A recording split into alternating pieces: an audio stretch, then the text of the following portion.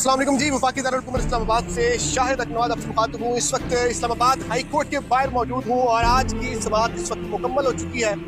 तेज़ तरीन इंसाफ Islamabad high court ने आज दिया है। 420 सेकंड की टोटल समाअत हुई और एक मकबूल एब्सकॉन्डर और साथ साथ जो 4 हफ्तों के लिए मियां मोहम्मद नवाज शरीफ जमानत लेके गए थे लंदन इलाज करवाने के लिए, अब 4 साल बाद वापस आ रहे हैं। और आज हमने देखा कि किस तरह से पाकिस्तान की अदालतें एक बंदे के सामने सर झुकाए बैठी थी। 2 जजी साहबान ने आज समाअत की। आपको कल याद होगा कि कल पिटीशन फाइल हुई थी 1 बजे और 1:30 बजे बगैर कोई एतराज़ लगाए अब वो पिटीशन फिक्स हो जाती है और उसके बाद बेंच भी बन जाता है। और कल ही ये इम्कान किया जा रहा था कि मियां मोहम्मद नवाज शरीफ साहब को जमानत मिल जाएगी, लेकिन कल जस्टिस मियां गुल हसन औरंगजेब के कुछ ऑब्जर्वेशन थी और उसके बाद जब कल इत्तफाकन तौर पर नैब का प्रोसिक्यूटर भी मौजूद था बगैर किसी नोटिस के, और कल नोटिस जारी करने पड़े इस्लामाबाद हाई कोर्ट को। कल नोटिस जारी हुए और आज